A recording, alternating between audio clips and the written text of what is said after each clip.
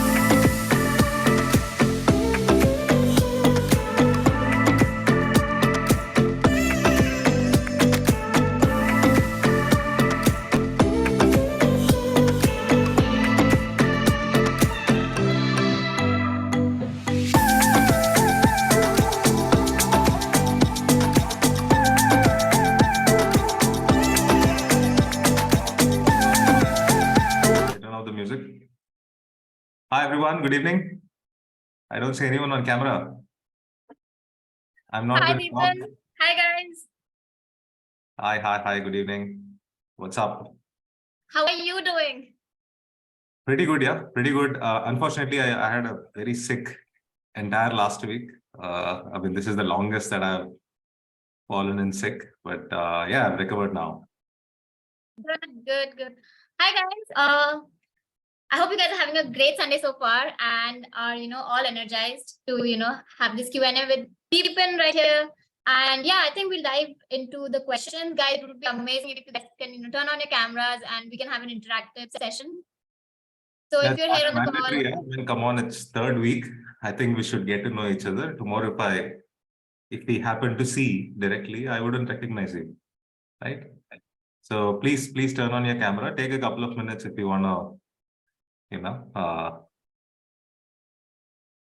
cool. Okay. While I think Shrey is pulling together the list of questions, I just wanted to check on the progress that we are making. Right? How is it going so far? Are you able to keep up with the pace? Because the first 2 weeks are very light. Third week is technical. Fourth week onwards, everything advertising. So it's gonna get only crazier from here. So far, I hope you're not keeping any backlogs. Yeah, can you is the chat window open for everybody to talk? it should be. Let me just check real quick. Cool. So let me know what is the progress that you're making. Have you finished everything? Have you managed to submit your assignments, get your review? Guys, you can, answer in the chat box. Yeah, this is chat. I think people are responding to me. Is it okay? Everybody can respond actually. Hey, don't respond to me. I mean, you can respond publicly as well, but otherwise I'm fine. If you're responding to me, that's also fine. Yeah. Google sunset first click attribution. Yes. We heard about the news, and in fact, that's additional workload for Ashwin because Ashwin will have to change a few things on his attribution module. So he's already working on it. Only one assignment submitted. Not good. You should have submitted week 2 as well because both are very light assignments, like easy PC assignments.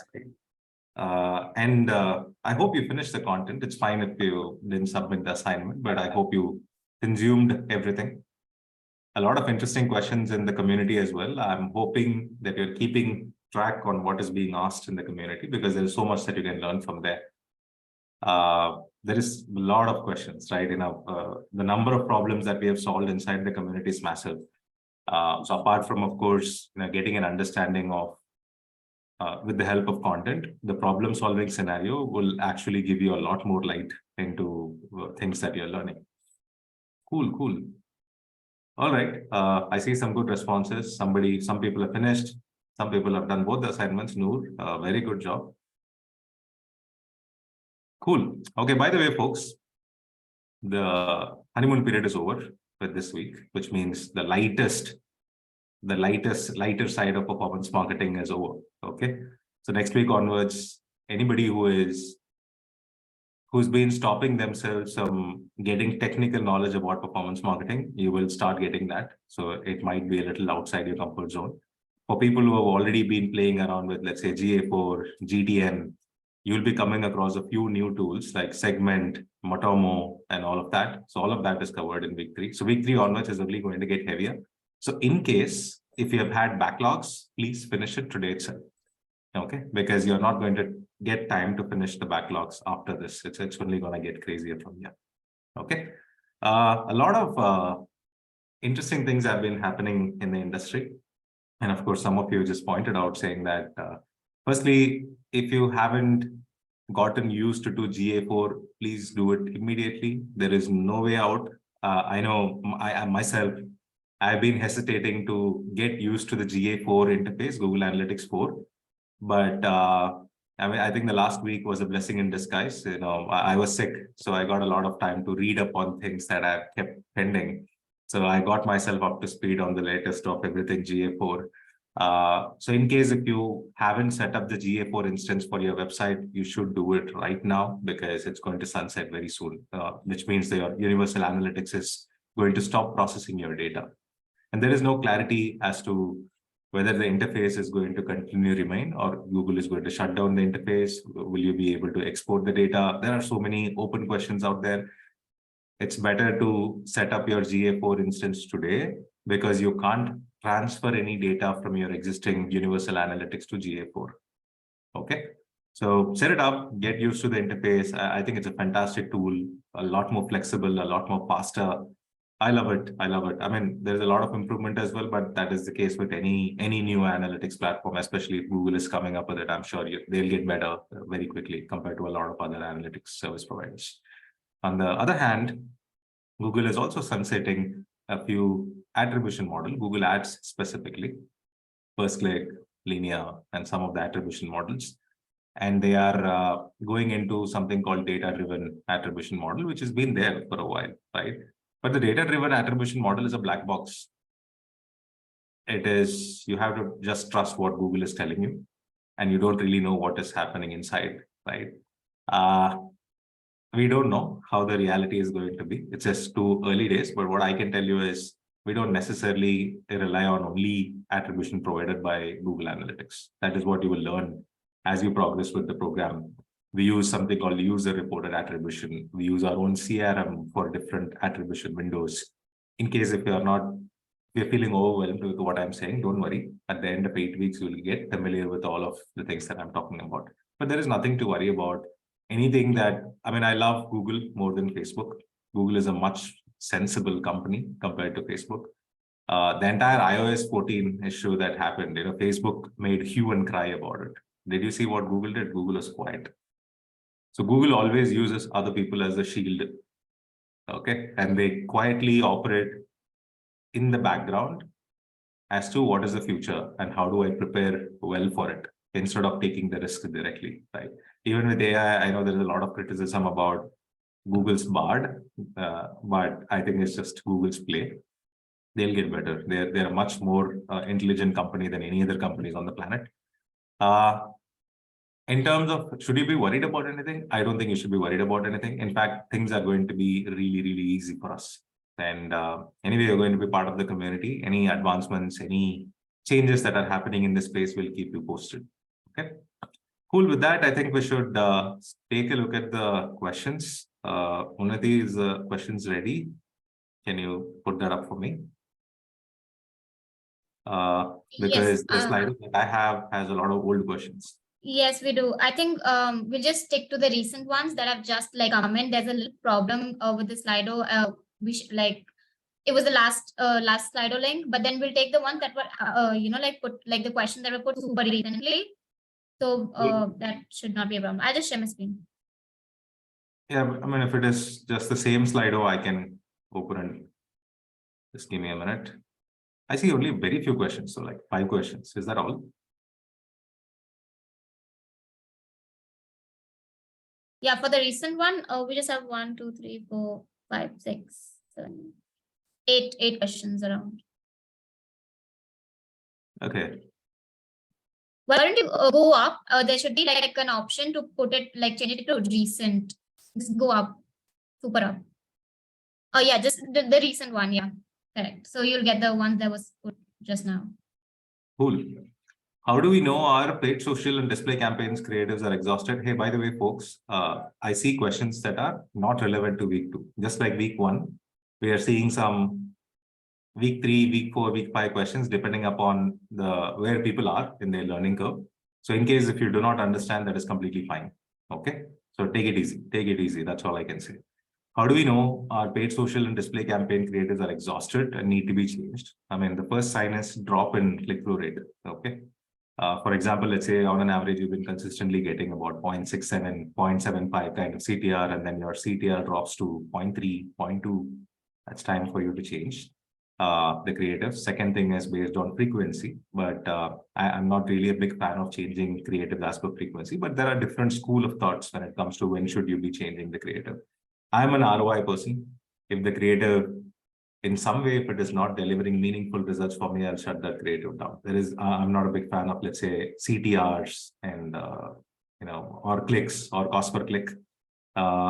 If a creative is not meaningfully contributing, for example, If the visitors driven by a creative are not even spending time on my website, then that's just not worth running that creative, irrespective whether that display creative could even have 2% CTR. Okay. But let me give you different ways people go about changing the creative. One is based on if the frequency goes up above 5 or 6, people change it. If the click-through rate goes down, people change it. If the creative is not generating any conversions at all, they change it, right?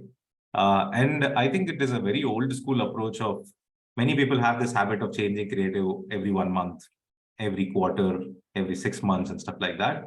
It's extremely old school way of doing it. Even if you ask this question in an interview, you should never say that and I will change creatives every 1 month, right? As soon as the performance drops, even if it is the second day, you should change it.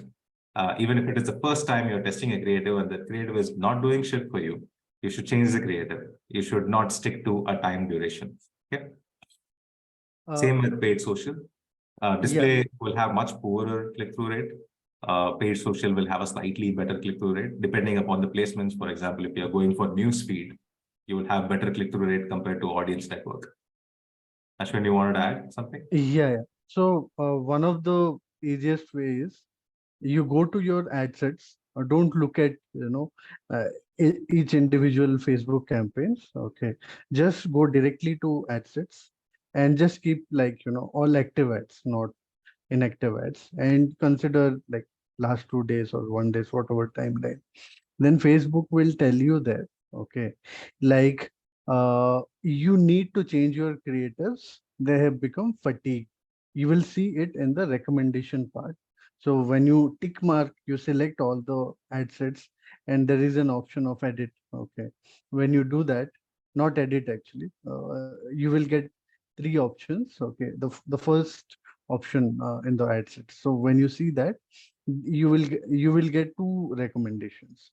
One is your creatives have become older, change it. Number 2, your ad sets have become redundant, or it will tell you that you are running campaigns for the same set of audience, but three different through three different campaigns, and the same creative has been used, and that's why you need to change that. Okay, so that is a very good indication of when you should think of changing the creatives. Cool. Yeah.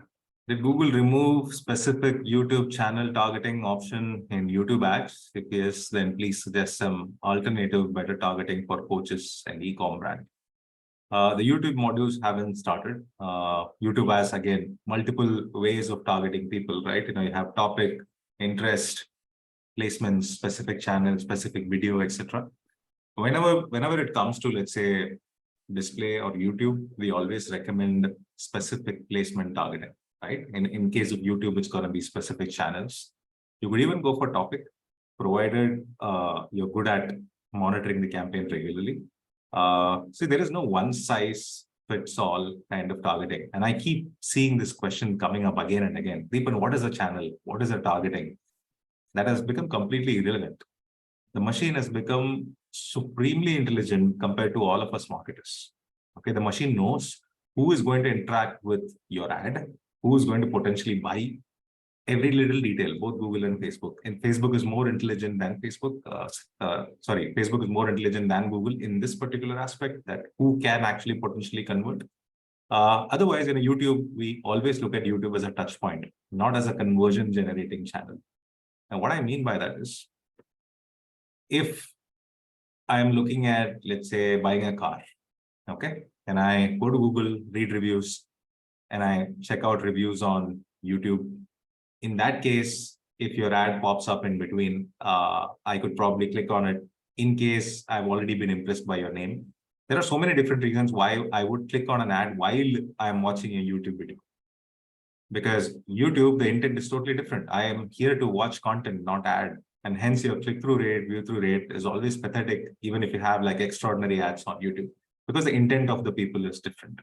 So YouTube is always a touch point in our whole omni-channel. For example, you have Facebook, you have Google search, YouTube is another touch point. YouTube is not the only channel that will create a lot of conversions for you. YouTube is a great awareness generating channel. provided you make mandatory ads and stuff like that. But otherwise, yeah. But the question about channel or targeting is outdated. In fact, I would advise you not to proceed asking that question again and again in the community, because asking for a channel or targeting is at least a year-old concept now. Because even if you keep the targeting open, the channel is going to find the audiences for you. The effort that where you need to be putting is all on the creative, the offer. Offer doesn't mean discount. The offer is what you're offering, right? And how you are saying it. How creatively are you saying it? Are you really getting attention of the people? Is it saying something compelling for people to click through and spend time on your landing page? So all the effort, all the energy should be on the creative and not actually on the targeting options. But once you go through the Google modules, we'll tell you specifically what are the ad units that you need to be testing and what are the things that you need to ignore. Because in YouTube, there are 100 things that you can do, which can potentially waste your money. And we tell you very clearly what are the 1 or 2 things that you need to do within YouTube. Okay. And that is placement targeting, that is retargeting. We don't recommend YouTube for anything else unless you want to, let's say, create a lot of brand awareness. You're not really worried about the ROI metric. You're worried about, let's say, view through rate, how much time people are watching my video, are people visiting my channel, are people subscribing to me, right? When I talk to people, they say that I've seen you on YouTube. If that is the kind of metric, brand metric that you're going after, YouTube is great. But if you're looking at ROI, YouTube is not the primary channel. YouTube can be a touch point channel. Okay. How many ad groups creators? Just want to add one more point. So what you need to do, there is an option of attribution in Google Ads. Just go there, and what you need to do is select all the campaigns and conversions, and you need to select one more objective that is called assisted conversions. So when you select that, what will happen? You will be able to see how many conversions have been assisted by your YouTube actually. Okay, so that is a clear indication that yes, that particular YouTube campaign which you ran did not give you conversion there itself, but in the later part of the journey, you were able to see conversions. That is what YouTube is capable of.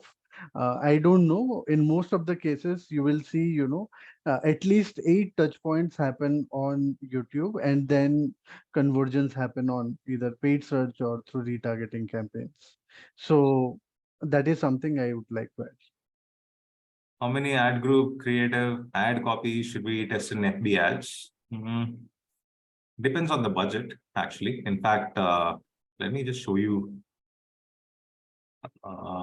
Yeah, I'll just show you. In fact, in your community itself, in your channel, somebody asked this question very recently. I had given a very detailed response. I think it's time for me to go through it once again, because it's going to be important for a lot of you. Is my screen visible? Yeah. Okay. So the number of ad sets is dependent on how much can you spend in a day. Okay, because whenever you're starting, we usually recommend running it on ABO, not CBO, because CBO, if you're putting the campaign in CBO, Facebook gets to decide which ad set gets to spend more, right? So what we recommend is decide your number of ad sets based on how much you can spend, right?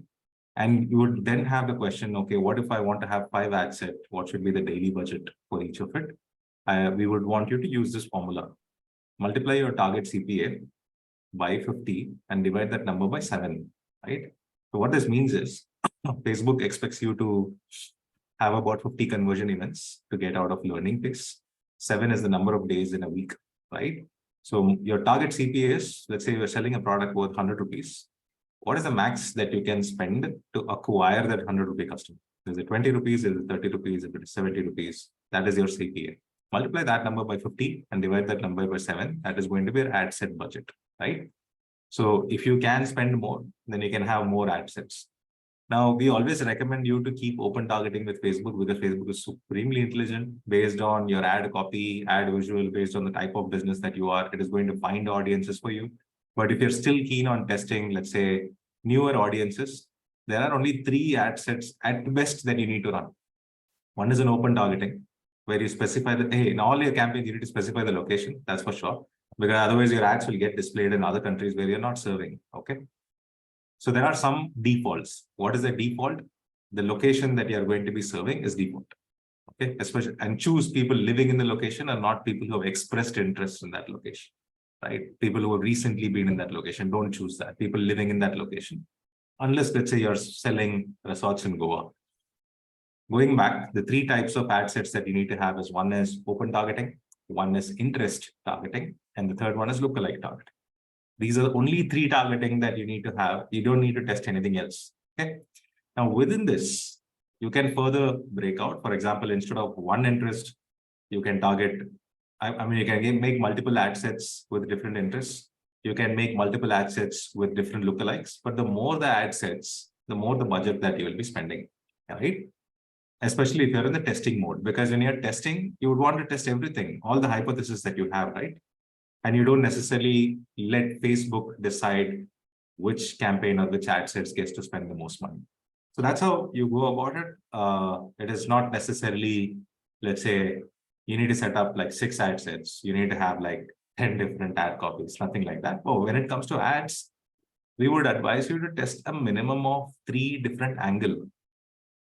Okay, the format can be a variety of things. The format of the ad could be, excuse me, video, carousel, right? It can be a static image. These are called formats, different formats of ads. When I say angle, these are different ways you can sell your product. Okay, for example, I mean, I keep talking about this water bottle, right? A water bottle can be sold as a gym companion. A water bottle can be sold as a nice gift for a friend. A water bottle is something that that is a hydration partner. There are several ways that you can sell a water bottle. That's what we call as an angle. So within each of the ad set have 3 different angles. You can start with 1 angle, 2 angle, 3 different angles. Each angle can have 1 or 2 formats, even 3 formats. That's completely up to your production capability. Okay. So that's how you generally decide how many ad sets and how many ad copies, and there is no standard number. It used to be the case.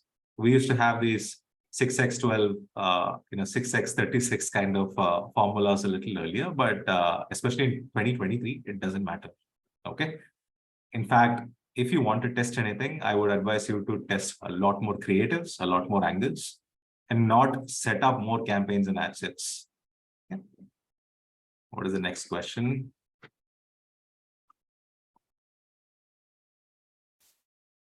How to find the right target audience for any brand or client faster? I think I've just answered it. So firstly, your brand or your client should be in a position to define the target audience, right? Not us, outsiders. But if they are not defining it, then you would have to figure it out yourself. And that's why you have open targeting, which Facebook gives you. Let Facebook find the audiences for you, right? Other than that, you can always use ChatGPT. Right? Define your category, define your product, define your competitor, and tell, hey, can you define the target audience for me? That could be a starting point. That will never be right, but that could be a good starting point if you have no answers. Okay. Should I do a redeem code system or should I just use hyperlocal? Is there any funnel which I can follow to structure a campaign? I think you're just confused between multiple things. Okay. Hyperlocal is a way of running a campaign, right? For example, hyperlocal is run for businesses with local physical presence. For example, there is a supermarket, there is a hospital, there is an interior design company, and you want to drive a lot of footfalls to that particular store. That's when you go for hyperlocal, right? Hyperlocal can be on Google, hyperlocal can be on Facebook. And the call to action is usually the location of the particular business. For example, in Facebook, it'll be get directions, right? On Google, you can straight away land them on your map location, right? So that's it. In terms of funnel, I'm just breaking down your question, right? Don't confuse funnel because funnel can mean different things for different people. Funnel is a journey that you expect the customer to take, right? For example, let's say if you're in supermarket and let's say both Ashwin and I, we live in the same vicinity. Ashwin is a type of customer who prefers freshness of vegetables, freshness of meat products that he buy. I'm a discount shopper, right? Now you will, to somebody like an Ashwin, you will talk about the quality, the freshness of the meat and stuff like that. And Ashwin clicks on it and sees the catalog, and then he chooses to walk to your store to buy the product, right? On the other hand, you're talking to me, hey, here are the products that are available on discount going out of shelf soon. How about I give you a coupon that you can redeem, right? Now I pick up that coupon code, walk to your store and redeem it there, right? Now the journey for both me and Ashwin ends in the same place. It may have started differently because the communication that you use for Ashwin, the offer that you use for Ashwin is different from what you used for me, right? Then we both go to the store, we choose our products, we buy. End of the day, it's a transaction that counts as a success for the same business, which is supermarket, right? In this case, how would you structure the campaign? Very similar to what I just spoke. You can follow the exact account structure that we have given in the community, right? You have prospecting campaign, you have retargeting campaign, then you have existing customer campaign, right? Now, for an example, Ashwin is a regular shopper and Ashwin has a history, right, of buying meat regularly on a specific day or specific week of the month, right? You can choose people like Ashwin, 1,000 people is similar to Ashwin, and you can run meat offers for them, right? During those specific days. For example, if Ashwin chooses to eat meat on Wednesdays, I can start running the campaign from Monday. It's just that I will not be running a campaign only for Ashwin. I need a minimum quorum, people who are similar to Ashwin, right? So what I would do, I would go look into my customer database. If I have a CRM, I'll be able to easily select, okay, meat. Who are the top customers for meat, right? Then I will run a cohort analysis saying that, okay, at what time of the week they buy the most, right? Can I start running a campaign 2 days prior to that particular day? So that's how we generally go about thinking. How do we segregate customer segments? This is provided existing customer, you already have data about them. When you do not have data about them, you have to test it, right? Which is why I said there are only 3 types of ad sets that you need to run. One is open targeting, one is interest targeting. It could be one interest or it could be multiple interests, and one is lookalike targeting. Lookalike again can be based on a specific customer segments, right? It doesn't change. It doesn't change for different businesses. It is the same thing. The only thing that will change for different businesses is the creative, the angle, right? A while back, we were just talking about Ashwin preferring quality and I prefer discounts for walking into a store. Those are different angles for different customers to walk to the store, right? So I hope that clarifies, because these are different things. Don't confuse it. Okay. I'm into hospitality industry and it is becoming very difficult for me to do competitor analysis. Also, I'm unable to understand how to approach the campaigns. It's too broad a question. I don't know why you're finding it difficult. Maybe your competition is not doing anything online. For example, if you're looking them up on SimilarWeb or Ahref, you're not getting enough data. In that case, there is nothing you can do if your competition is not doing much, right? Because that often happens, especially, but hospitality, it depends, right? Unless you're a local hospitality company, it's likely your competitors are not doing anything, but otherwise hospitality is huge online, right? If you take big resort brands, big hotel brands, all of them are heavy on online, right? You know, you take the Marriott chain, you take the Taj chains, right? Leela, everybody is heavy on online. So I do not know what you're struggling with. So why don't you give me a few examples? Whoever has asked this question, tag us and talk about your brand, and then we can help you with how can you go about identifying competitors. But if your competitors are not doing anything online, there is no competitor analysis, right? So you'll have to look up to somebody. For example, let's say if I am a hospitality business, I'm just starting out based out of Bangalore, right? And let's say my nearest competitors are not online because they're all small businesses, right? But I can always look up to a big business. I can look up to, let's say, a Oyo, a Tribo, right? Or any other popular hotel chains for inspiration, and not necessarily my local competitors. Okay. So competitor analysis is overrated. If your competition is not doing anything, doesn't mean you shouldn't do anything. You can definitely start doing it as long as there is category demand, as long as the folks that you're targeting are online. Okay. How to build a great customer persona and target audience with or without AI? Too broad a question, Ajay Verma. So you can, of course, firstly, we are not a big fan of personas. You will never see me or Ashwin talking about persona in any of our module. I think it is a job for product marketers in SaaS companies. Otherwise, persona, what do you do with it? I mean, put that on a PPT. If that is the objective, there is a great prompt that ChatGPT has for buyer persona. It is available. I'm not sure if you're using AI PRM prompt. In case if you are not aware, just let me know. I will give you that exact prompt for you to be generating extraordinary buyer personas on ChatGPT, which you can use on PPT. Okay, but at least with my understanding of things, with what I have seen, persona stays on PPT. So if your objective is PPT, we will give you a ChatGPT prompt using which you can generate buyer persona for any business. Yeah. Ashwin, do you want to add anything to persona? No. It's okay. Yeah. I won't be adding anything. No worries. Let me see. Okay, I think we took this question. I'm building a community for startup. Can you suggest the funnel? I can try to get conversion. I already made funnel with 5 stages. If you are building a community and your objective is not to get a purchase, right? Then you don't necessarily need a funnel. What you need is a community strategy, right? For example, let me take one of the popular examples. There is this community called Pavilion. Pavilion is a very popular SaaS community. I think the membership is roughly about $100 per month, right? And there is a community called Traffic Think Tank, which is again a very popular community for SEO professionals, $100 a month, right? And there are communities that are sponsored by companies. For example, one of my most favorite brands goes by the name Metadata, right? Metadata has a Slack community called Driving Demand, or I think it's just called Demand. Okay, it's a free community, fully managed and run by the company.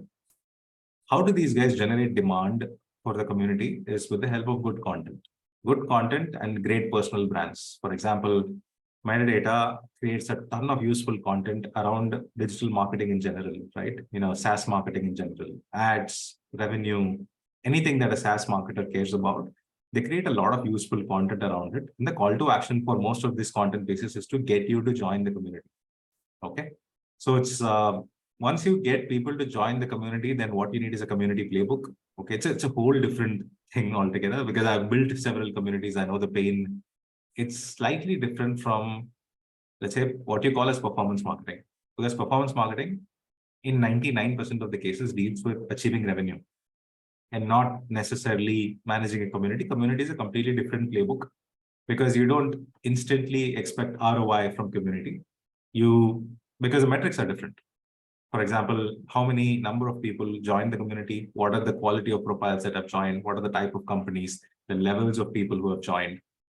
Are they creating new threads? Are they actively participating? Let's say if you have 1,000 members in the community, how many new daily threads are being created? What is the average number of comments being created, right? What is the average engagement that you get on each thread? What are the different types of live events that you can run? There's so much that goes into community. So I wouldn't advise you to follow the funnel that we have recommended for an e-com business or a lead gen business for a community. Okay. We can talk more, Varun. I know a thing or two about community. So if you want to discuss more, if you want to look up examples, happy to help. To identify unique reach across multiple platforms, should we implement Nielsen tracker? Ashwin, do you have an answer for Nielsen tracker? I don't have experience with it. I also haven't worked with Nielsen tracker. I was working with a large FMCG company last year, and they were using Nielsen, but unique reach across multiple platforms, I don't think Nielsen can do it because most of what Nielsen do is extrapolation of data based on primary market research, right? And of course, they have this web tracker as well, but they're not popular by any standard, the web tracker of Nielsen. Yeah, because the thing is, sometimes we get some impossible number of data. Reason being, in the whole world, what is the population of the whole world? It's around how much? 7 billion or 8 billion? Don't ask me statistics. Okay, so some 700 crores. Okay. Now, I was reading through one of the articles, and Nielsen has done some research, and I saw, the total number of unique reach they got is around 200 crores, which I feel, it's not possible. Yeah. Because in the whole world, the internet penetration is only 150 crore and something like that. Okay, and how come unique reach be 200? Uh, so that is where my problem is. But somehow unique reach is really difficult to identify. Okay, even with very sophisticated platforms, you won't be able to identify. The reason is very simple, because the audiences are confined by different walled gardens. Walled garden means Meta doesn't pass the data to Facebook, sorry, to Google, and Google doesn't pass the data to Amazon. Amazon doesn't pass the data to Apple, and iOS doesn't pass the data to someone else. So these are four different ecosystems. And now you can think, like someone like you, who, like Deepan, you can think of, he uses an Apple device, but he also goes to Amazon and purchases products, and he also goes to Facebook and spends time there. And Deepan also does Google search when it is needed. But at the same time, Deepan also searches on his iPhone, like Safari browser. So in this case, Nielsen will track it as 4 users, but ideally it is only 1 user. Okay. So, and since they don't pass the data, it is really difficult to identify unique reach. Yeah. See, till GA4, Google Analytics themselves were not able to do cross-device and Yes. cross-platform, even within Google products. So it's impossible. Yes. If Nielsen is promising you, that's largely based on extrapolation. If you actually quiz them, how is this possible? Then they will fall flat. I mean, I can't say that about a company, but that's true. Can you go on mute, please? Whoever is talking. For a new startup about to start their marketing in a highly competitive industry like natural skincare, P1, P2, P3 should be the first one to start focusing on. Okay, I think again you're confused. It's more from a campaign planning perspective, right? Do I have the right communication for people who are in the different stages of the buying cycle? This is not how you will implement a campaign. For example, I was giving you the Facebook ad account structure where we are saying that have only 3 ad sets. In fact, Ashwin, to an extent, our retargeting campaigns have become almost useless on Meta. Yes. Because the prospecting campaigns itself is doing the retargeting. Correct. Frequencies have gone up, the return on ad spends are great, right? So P1, P2, P3 is more from a campaign planning perspective. What a campaign planning is, do I have the right communication? Do I have the right video to talk to different people, right? Once you have all of that assets, then the way that you implement this campaign inside each of the channels is different. Okay. So to answer your question, do you need P1, P2, P3 for a skincare industry? Yes, because you need to create the right assets, right video, right carousel, right proof points so that people trust you. But that's not how you will implement it. The implementation, you will follow the account structure that we are given. Facebook account structure and Google account structure, even for display, YouTube. For every channel, we have given an account structure, right? You just follow that account structure, feed all the creators inside it, and then you're good. You're good to go. Okay, because the channel knows, depending upon the type of your communication, who to show that ad to. Okay. Running campaign for hair oil company, tried the pro tip you were given, but didn't get the results. Which pro tip you implemented and you didn't get the results, right? So you'll have to give us a little more detail about what is the pro tip that you implemented, what is your product, and share more details, share your metrics in the channel. Happy to help. Yeah. Again, performance marketing is not magic pill. If you're looking for a magic pill, this is not the right program for you. Yeah. What should be the paid? And Deepan, one more thing. See, this hair oil, in the market right now, there are almost 300 companies who are running campaigns for hair oil. Okay. I can give you 150 plus D2C brands who are running campaigns for hair oil. Okay. Now, if you want to be be something, you know, amazing, then you have to do that in terms of creative. Otherwise, you know, a lot of people are selling hair oils online. Believe me, I am working with 3 such brands. Okay, and everywhere the scene is the same. There's a simple reason, right? Yeah. I mean, when it comes to, let's say, the number of people who will try out a new product and not a brand when it comes to, let's say, face and hair and skin, etc., is very limited. Because you would actually, when you're young, when your skin is tolerant to multiple things, then you will end up trying a lot of different things. But once you reach a certain point where you start getting allergies and your skin is not tolerant, your hair is behaving in a way that you don't expect it to behave, you will go to dermatologist and follow that exact thing, and you'll not buy over-the-counter products. Okay. Even within over-the-counter, like Ashwin is mentioning, there is massive competition, right? Why would I not buy a Himalaya product that is backed by a lot of R&D, and why would I trust a startup, right? And there are startups that have succeeded as well. For example, wow, Mama Earth, these are some big D2C products that have succeeded. Brillare is another company that has succeeded. It's because they built a lot of social proof and credibility, right? They actually, for example, Brillare has money back guarantee, Ashwin. So what they do is, if your hair fall doesn't stop in 15 days, we repay you that entire money. Right? And why would anybody not want to try? And people will still have that thing, right? In a, hey, should I still be trying it because I'm going to get money back? What if something happens to my skin?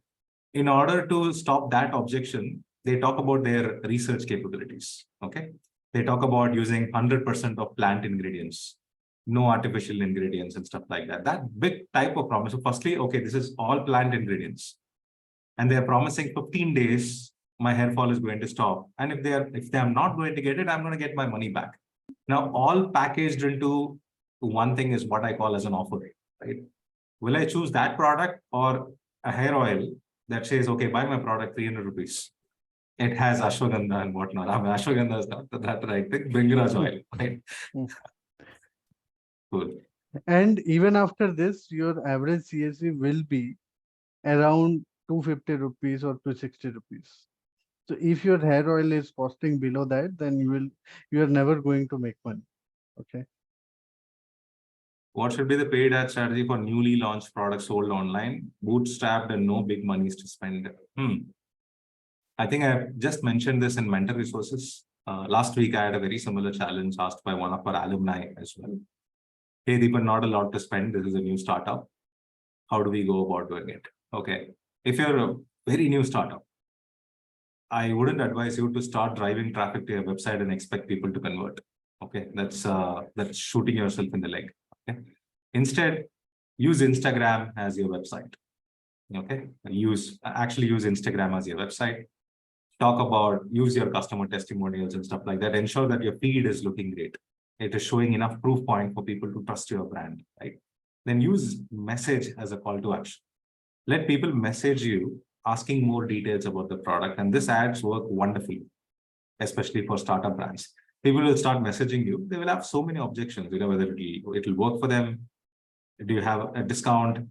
What is your shipping timeline? Why should I trust you? How quickly can you ship? So many questions people have, right? You can sort all of that on DMs itself.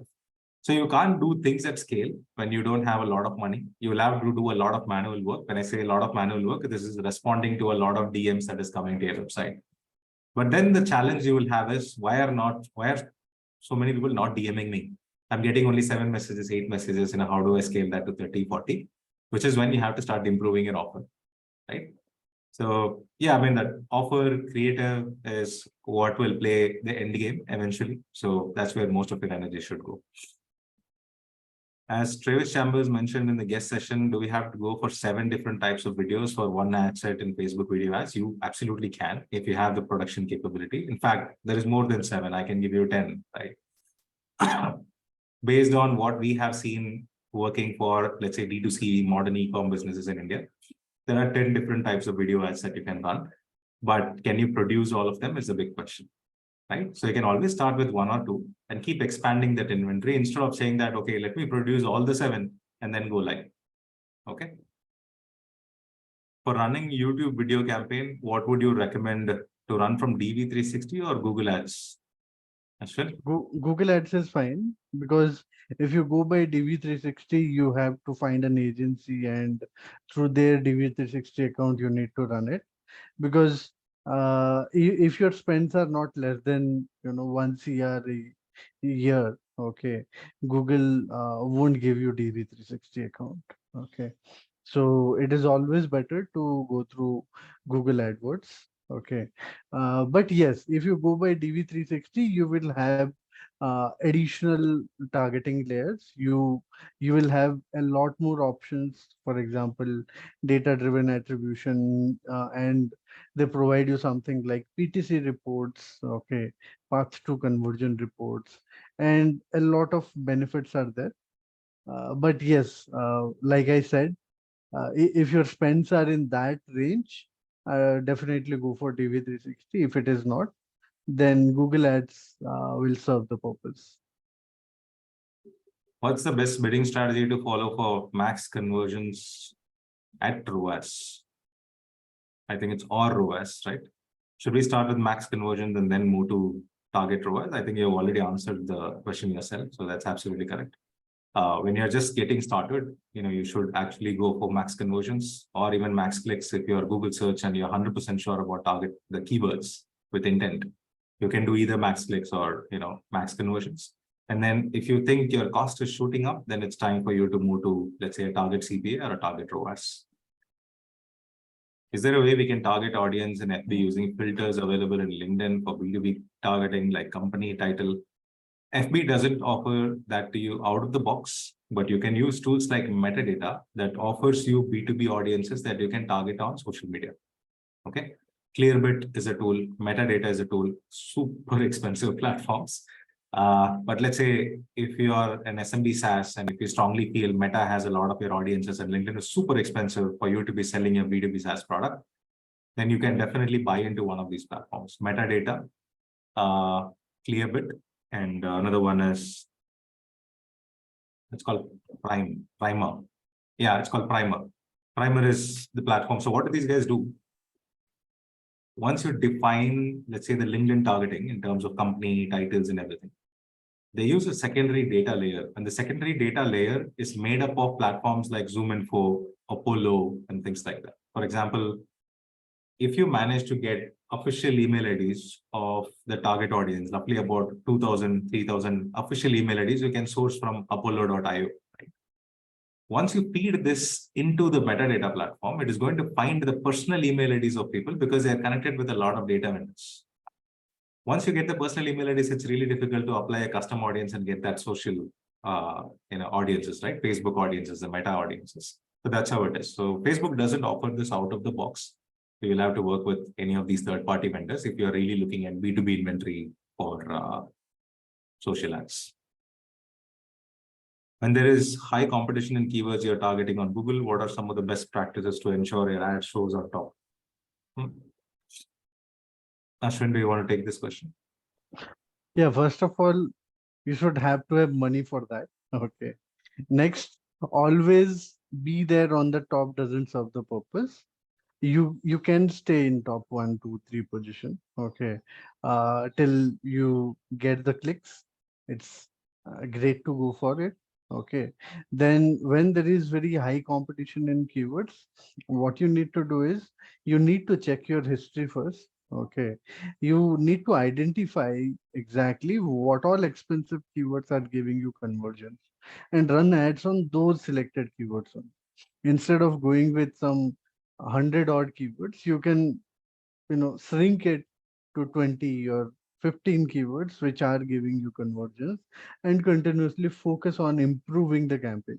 Okay. Then what you need to do is improve your landing pages and improve your quality score on a regular basis. So once you fix these problems, definitely even with high competition keywords, you still get good conversion. But to add some more information, if you are into B2B SaaS, or even if you are into B2C kind of businesses or D2C businesses, When it comes to very high competition, your reviews needs to be better. If your reviews are not good, then whatever you do, your conversions will still be low. Yeah, Cool. Deepan. Basically, in a nutshell, what is demand gen in simple words? Oh, okay.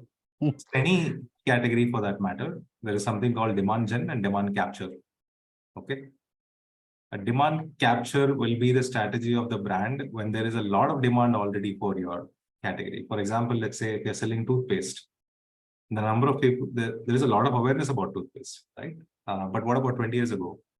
People were not aware. People were using tooth powder, right? People were using neem stick in India. I mean, that's not 20 years ago, 35 years ago, right? I think toothpaste have come after that. So imagine if you were to promote a toothpaste, then when people were using neem sticks, nobody would be aware of what a toothpaste is, right? Which means the onus falls on you to create demand for that category. So let me give you a modern example. Let's say there is a CRM. There is a lot of demand for the category CRM, right? A number of people who are searching for a CRM is massive. You can actually just run Google Ads to capture all of this demand that already exists in the market. But what if you're launching, let's say, an AI CRM, where you don't have to lift a finger, the CRM does everything for you, okay? There is not a lot of demand for this, right? And not a lot of people are aware of this. In that case, you need to create demand. How do you create demand? You have to show up in front of people, creating that need, creating that problem, and telling them, hey, this is the time. That is creating that sense of urgency to solve that problem, right? I was talking about metadata as a platform, right? Metadata, not everybody thinks about it because it's a very new product, right? So metadata doesn't run a lot of ads on Google because not a lot of people are looking for that platform. So they run a lot of ads on LinkedIn.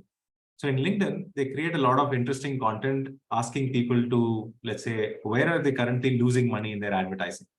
But any CMO, any marketing person would be interested to know, right? Okay, where am I leaking? How can I protect my ad spends instead of going for waste? That becomes the funnel of the brand. Through that, you learn about a platform called metadata. You talk about that metadata to different friends, right? You show up at different events where people are interested in what you have to say. Then people start searching for your brand. Okay. Let me give you another example, a very nice example called Gong. Gong is a very popular B2B company, G-O-N-G. The name is Gong. Gong created this whole new category called revenue intelligence. Okay. It's a simple call recording software that will give you some insights on top of call recordings used by salespeople. Okay.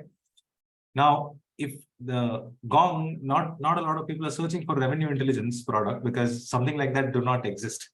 So Gong did a lot of brand stuff. They created a lot of useful content around their persona on LinkedIn. They distributed it very well. Now, if you go search for, let's say, Gong versus the category that they've created, revenue intelligence, Gong will have a higher search volume.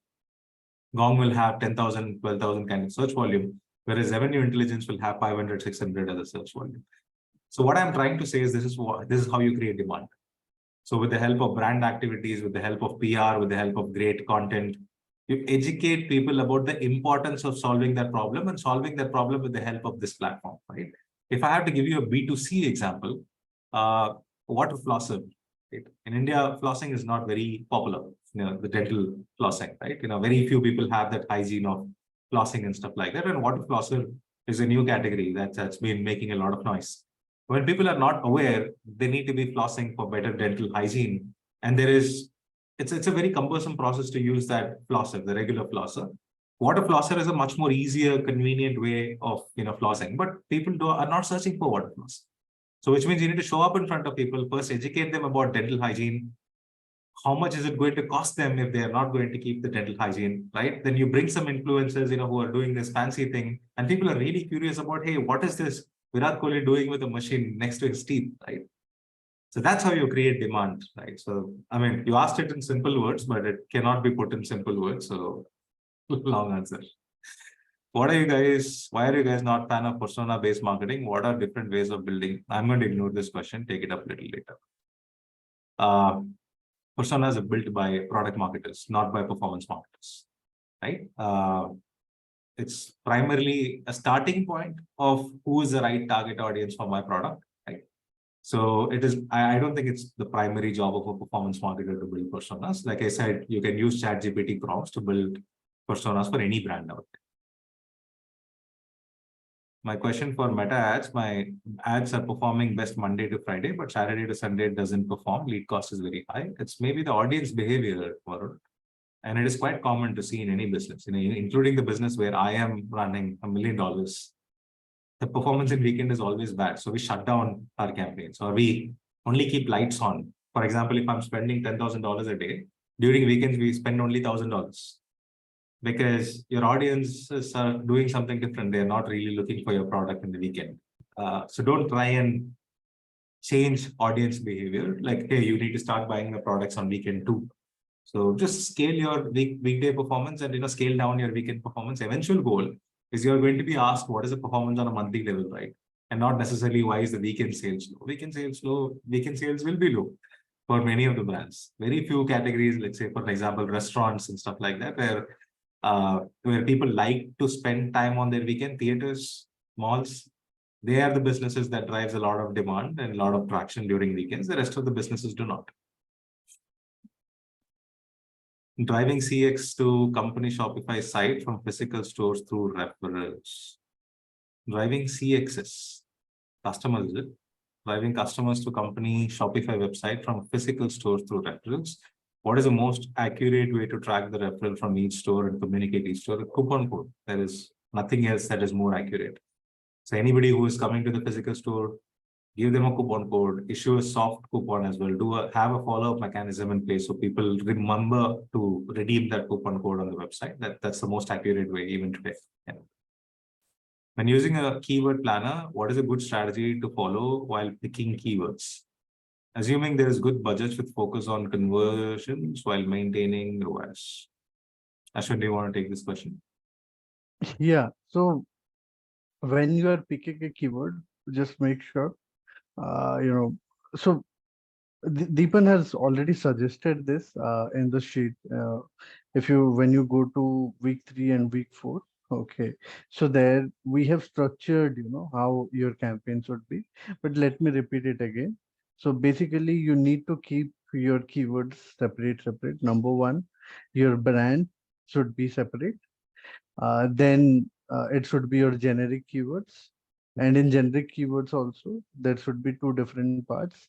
One should be your transactional keywords. Second should be your informational keywords. Then there, if possible, you can go for something like, where you can uh, build something like, uh, where you are solving certain pain related issues. Pain in the sense in whatever industry you are in, you are identifying certain pain points and trying to take up those keywords. Okay, then comes your competitor keywords. You can select your competition reviews, your brand reviews, then competition price points, your price points. So this is how you should build your entire keyword strategy. Okay, now how to pick keywords means your first priority should be brand. Next priority should be generic keywords and transactional keywords. Third priority should be your competition keywords. Now in competition keywords also, don't go for broad competition terms, but be focused on selected competition terms. For example, if CRM is a category, then let's say you are working in Zoho. Okay, I'm giving you one example. Then Zoho CRM will be your brand keyword, or Zoho will be your brand keyword. Then Microsoft CRM, Sugar CRM, or Copper CRM will be your competition targeting. So I always suggest people to go with competitor plus the category you are in. Otherwise, you will be in a great loss. The thing is, your quality score will always be low. So you won't be able to improve it beyond 3. Uh, okay, reason is very simple. Your CTRs will be always low. Then what will happen? you go for generic keywords, and in generic keyword you can run, target ROAS campaigns that will basically help you out on getting good conversions. For brand, you can go with max conversions. For competition, always go with target ROAS. That should be the bidding strategy. Yeah, that's all. Cool. So we have one final question. What are good resources to learn GA4? How much time will it take? Practically, it will take a day of good 8 to 10 hours, with decent breaks, if you want to get familiar with everything GA4. Ashwin, are your modules sufficient, or should we refer some other resources for people? Yeah, that is sufficient. That is sufficient. Ashwin's modules on GA4 is coming up next week. So that's largely enough. But if you still want more, so there is this really good channel called Measure School on YouTube. They have a ton of, at least from a setup perspective, they're pretty good. So you can take a look at it. Yeah. Ashwin's modules are largely enough for you guys to move. Until and unless you are doing something extraordinary, okay, then in that case you may need to go for Measure School. Otherwise, basic and advanced, we have covered everything. Should I manually reduce my budget on weekends, or is there any automation? Yeah, you can set up rules to reduce your spends automatically by a certain percentage during weekends. Yeah. I don't think we do it. No, my team does it manually. It's a lot of work to be doing everything manually. So you can set up rules to reduce your spends in weekends. Cool. So that brings us to the end of, there's one final question, Ashwin. Does device level bid multiplier help with, let me just share the screen. Tailor-made. Yeah, it helps. It helps. Yeah. Yes, it helps. Cool. So you can go up to 20% plus or minus. That works. More than that, don't go, because if your bids are in the lower range, like if your keyword CPCs are, let's say, 5 rupees or 10 rupees, then 30% doesn't matter. But let's say your keyword bids are in the range of 100 rupees, then negative 30 means it will be 70 rupees. So your clicks are going to cost a lot. I mean, your traffic will drop extensively. So just make sure what is your current level of CPC, and based on that you can take up to 20%. That is fine. You can take up to 30% also, but just that you need to think logically. That's all. Cool. Okay, there was a lot of interesting questions, and let me see if I have to take more on the chat window here. Yeah, pretty much answered. What about open targeting? Data-driven acquisition is now available. Okay. Will you be covering Google ADH and GAIA in coming weeks? No, I don't think we will, because you can always look up a YouTube video to see how this works, because it doesn't affect our work in any way. For example, we don't necessarily play in manipulating that. It happens in the backend scenes. So you can watch a YouTube video. I don't think it is beneficial, super beneficial for performance marketers to learn. Cool. I think we've come to the end. Unnati, over to you. Thank you, guys. Yeah, I think, guys, on the call, this small poll that I've launched, if you guys can spare like 10-20 seconds and then give us the rating, it'd be wonderful. Thank you so much, Deepan. Thank you so much, Ashwin, for coming in today. I'm sure people have a lot more clarity now on their questions. So yeah, so that would be all. I'll see you guys in the next session. Then bye-bye. Good night. Bye. Enjoy the rest of your Sunday. Bye-bye. Bye.